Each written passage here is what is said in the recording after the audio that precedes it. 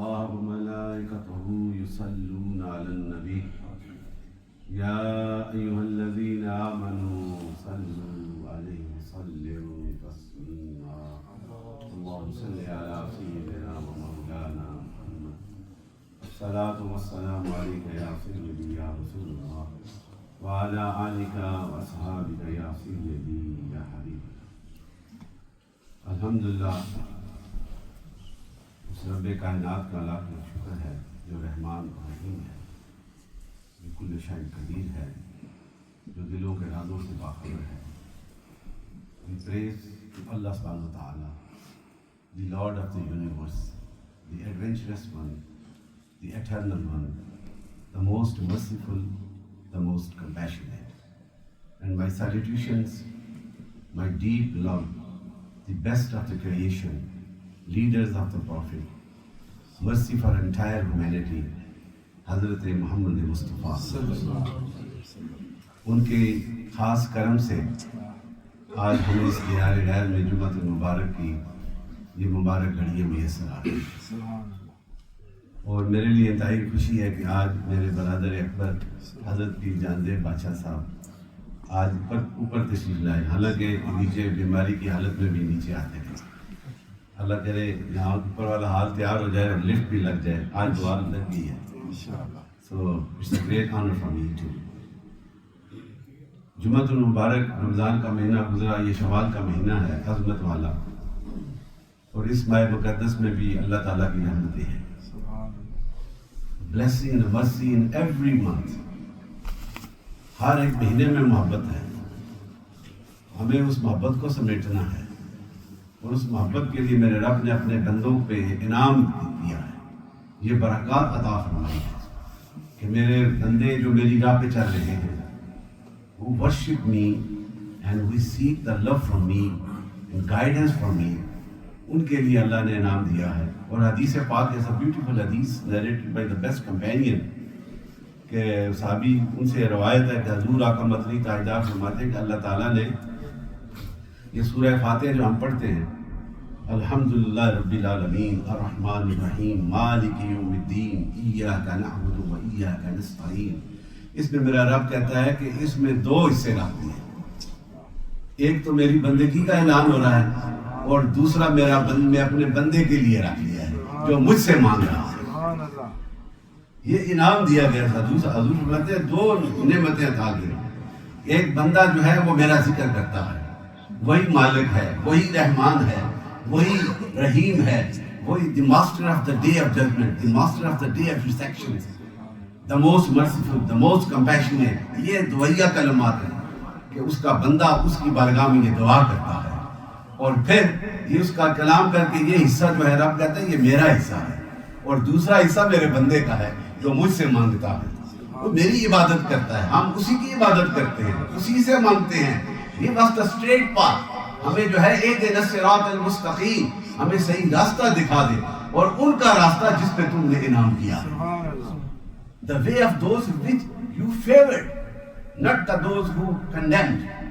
ان کی راہ پہ نہیں جس پہ تم نے غضب کیا ہے، اس کی راہ پہ جس پہ تم نے انعام کیا ہے. اور انعام والے کون ہیں؟ The highly purified personality، جن کے سینے پاک ہوتے ہیں، جن کے بیٹھنا بھی پاک ہوتا ہے، جن کا بولنا بھی پاک ہوتا ہے. اس لیے کہ they attain the love of Allah and the love of the Sayyidina Muhammad sallallahu alaihi wasallam. These two categories, these two elements are necessity of our belief. ہمارے ایمان کا حصہ ہیں. We worship only Allah subhanahu wa ta'ala. He is the eternal, He is the powerful, He is the adventurous, He is the merciful, and we back to Him with the great connection of the Sayyidina Muhammad sallallahu alaihi wasallam. جس نبی نے ہمیں اس کا راہ دکھایا کہ اس راہ پہ چلو گے تو پھر حق کا پیغام حاصل کرو گے. If you guide due to the guidance of the Prophet sallallahu alaihi wasallam, we only attain the nearness of the Almighty Allah. اللہ کی قربت، اللہ کی محبت، اس کی نبی کی اطاعت، اس نبی کی گائیڈنس کے بغیر حاصل نہیں ہو سکتی. اور اس نبی رحمت سے وفا کرنا یہ میرے رب کی رضا ہے. اور I'm just narrating this hadith, guidance for the believers and the seekers of Islam. اس حدیث میں یہ بتایا گیا ہے کہ حضور کہتے ہیں حدیث قدسی ہے، اور حضرت جلال الدین سیوطی نے بھی اسے روایت کیا ہے. A great thinker of his time, he mentioned that hadith.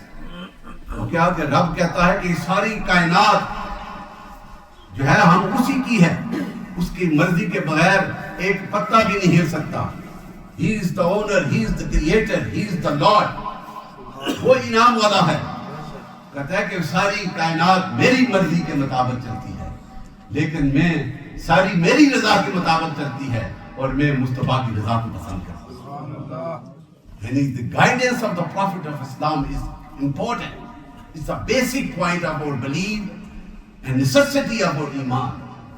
تو یہ وہ برکات اس حدیث میں ہمیں ملی کہ جو کچھ حضور کی راہ پہ کرو گے، میرے نبی سے وفا کرو گے، میرے نبی کے ذکر میں بیٹھو گے، میرے نبی کی وفاؤں کو سینے میں بساؤ گے، دل سے بغض کو پاک کر کے اس نبی سے پیار کرو گے، پھر یہ پیشانی اللہ کی بارگاہ میں جھکے گی تو انعام حاصل. سبحان اللہ. This is the only intersection for our success. تو اسی کے حوالے سے یہ خوبصورت حدیث، ایک دو وقت بھی ایسا ہے میں ایک دو حدیث بھی پیش کروں گا کہ حضور سے وفا کرنے والے صحابہ نے ان کو کتنا مقام حاصل کیا. حضور کے آل سے وفا کرنے والے، حضور کے صحابہ سے پیار کرنے والے صحابہ اکرام، ان میں سے the first خلیفہ of Islam سیدنا ابو بکر صدیق who spent entire his life in the kind company of the Prophet Muhammad صلی اللہ علیہ وسلم from the core of the heart، اپنے دل سے حضور سے وفا کرنے والا. اور یہ شان حاصل ہوئی کہ حضور فرماتے ہیں کہ میرا اگر اس زمین پہ کوئی خلیل ہوتا beloved one تو وہ ابو بکر صدیق ہوتا. میرا خلیل میرا رب ہے. یہ شان عطا کی گئی. اور وہ جو ہے ایک دفعہ بیٹھے تھے تو آپ یہ کہتے ہیں کہ ایک طرف حضرت ابو بکر صدیق کے صاحبزادے بیٹھے تھے اور ایک طرف حسن حسین بیٹھے تھے. تو حضرت ابو بکر نے فرمایا مجھے قسم ہے اس رب کی جس کے قبضہ قدرت میں میری جان ہے، مجھے ان دونوں سے زیادہ کوئی عزیز نہیں. یہ شان عطا کر دی. انہیں پتا تھا کہ ان کا کیا مقام ہے، اور انہیں بھی پتا تھا کہ ابو بکر کا کیا مقام ہے، میرے ابو بکر کی کیا شان ہے. یہی وہی محبت. دوسری حدیث شریف ہے کہ ایک بار حضرت عمر فاروق، کتنا جلیل القدر صحابی، کتنے بڑے اعظم پہ 3 بڑے اعظم 26 لاکھ مربع میل پہ حکومت کرنے والا، کپڑے بھی پھٹے ہوئے ہیں. آج کے بادشاہوں کو دیکھو تو ان کے مالات نہیں ختم ہوتے، اور میرا عمر فاروق میں قربان جاؤں میرے نبی کے اس پیغام پہ چلنے والا، کپڑے بھی پھٹے ہیں، سرانہ بھی پتھر کا ہے، اور مسجد نبی کے صحن میں لیٹا ہوتا ہے. یہ شان ہے. اور آج بھی جب تک یہ دنیا قائم رہے گی، ابو بکر کا نام، عمر فاروق کا نام، علی کا نام، عثمان کا نام، بلال کا نام، یہ سارے، ابو ذر غفاری کا نام، ابو ہریرہ کا نام، یہ ساروں کے سارے اتنے عظمت والے، اس لیے کہ انہوں نے ہر چیز کو مٹا کر در رسول کو اپنی منزل بنایا اور اللہ کے ذکر میں مست رہے. تو ایک بار نا حضرت عمر فاروق اور حضرت عثمان غنی، کتنا پیارا صحابی اور حضور کے داماد بھی ہیں، ذی نورین ہیں، 2 نوروں والے.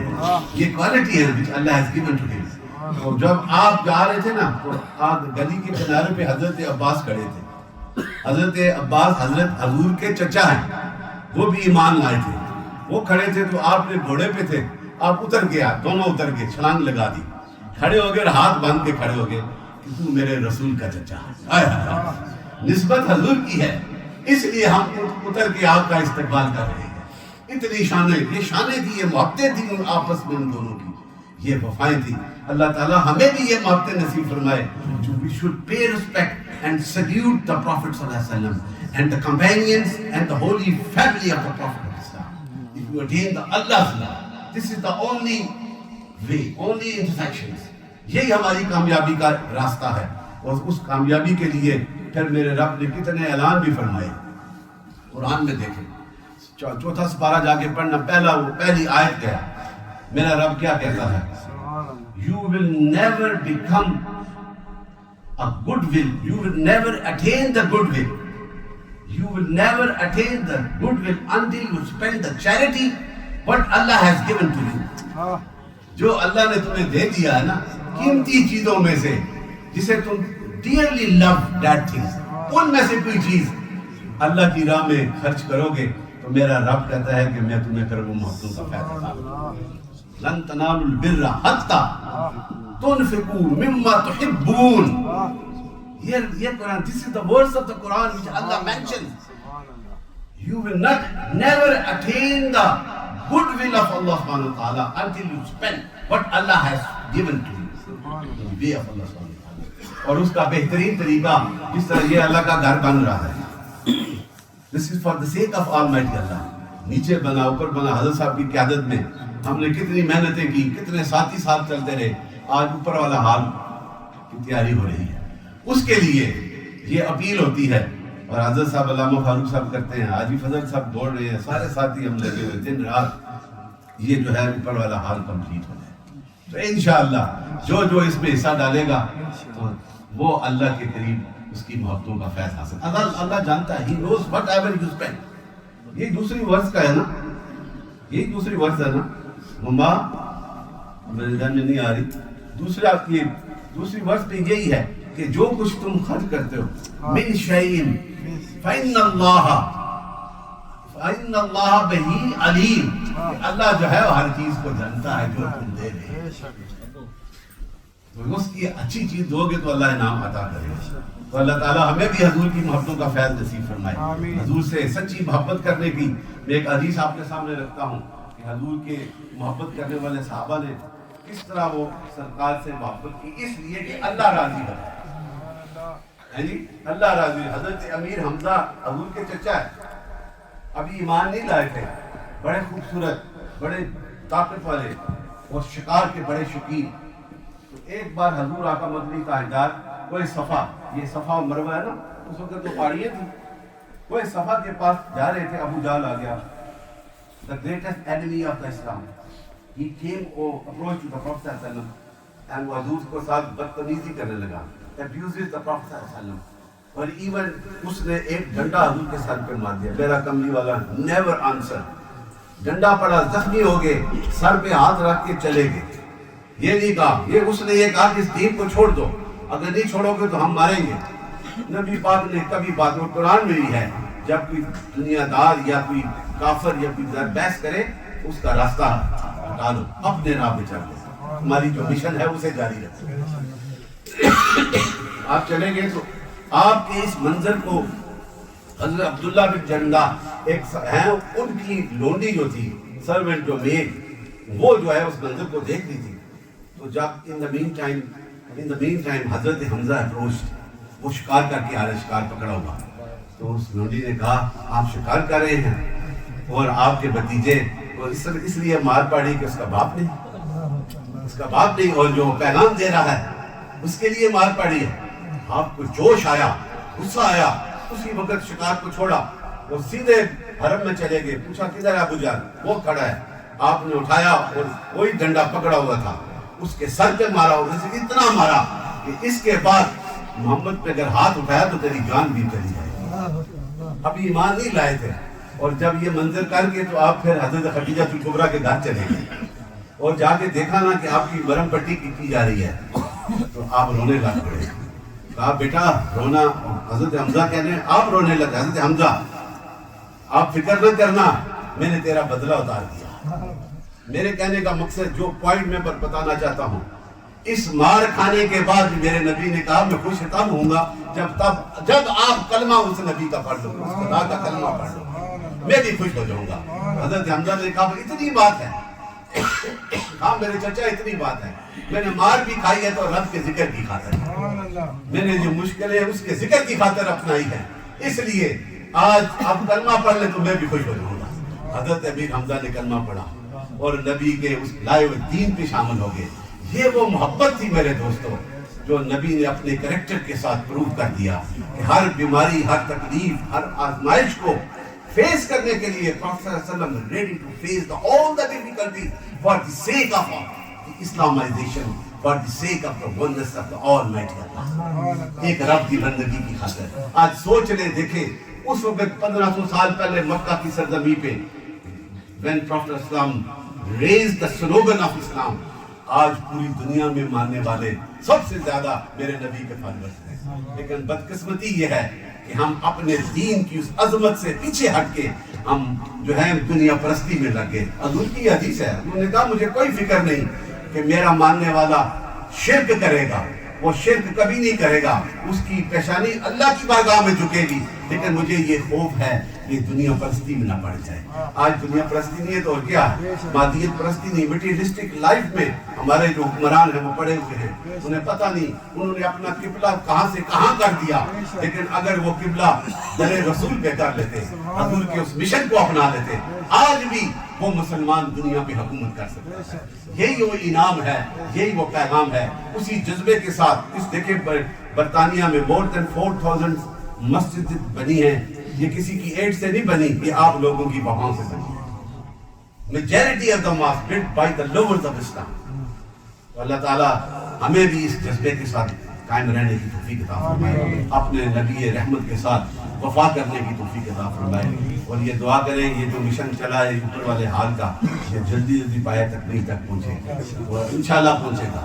ہم وریز کرتے رہیں گے، وہ ہمارا ایک طریقہ کار ہے. حاجی صاحب پریشان ہیں سارے، لیکن پریشانی نہیں کرنی، میرا رب کرنے والا ہے، وہی کرے گا حضور کے صدقے سے. اور وہ پھر سجدے ہمیں قبول ہوں گے انشاءاللہ، قبول ہوں گے. اور یہ مسجد ہے، اور اس مسجد کو موڑاشی کی نسبت ہے، یہ قیامت تک اسی طرح قائم رہے گا انشاءاللہ. ہم نے کوئی بزنس نہیں کرنی، ہم نے اللہ کے ذکر کی بزنس کرنی. وہ ہے to attain the love of Allah. اور یہی صوفیہ کا مشن ہے. Whatsoever the orders of the Sufi, either Naqshbandi, Chishti, Waisi, Shadri, these are highly purified personalities that we say, that we declare the name of Sufi.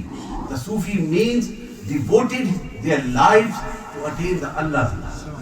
اللہ کی وفا کی خاطر، اللہ کے ذکر کی خاطر انہوں نے یہ پیغام حاصل کیا ہے. آج انہی کے صدقے سے یہ برکات ہم سب کو میسر آ رہی ہے. اللہ تعالیٰ ہماری یہ نسبتیں، یہ محفلیں، یہ برکتیں اسی طرح قائم دائم رکھے، اور آپ کو بھی اس میں بڑھ چڑھ کر حصہ ڈالنے کی توفیق عطا فرمائے. باہر سے بھی بہت سے ساتھی، میں گیا تھا ڈربی سے، ایک ساتھی نے کہا ہے کہ میں 5000 قرض حسنہ دوں گا. پھر ابھی انہوں نے 200 پاؤنڈ دیا، 100 دے دیا، انہوں نے 100 ابھی اور دیں گے. اسی طرح ہیلی فیکس ایک مائی نے 935 پاؤنڈ مسجد کے لیے عطا کیا.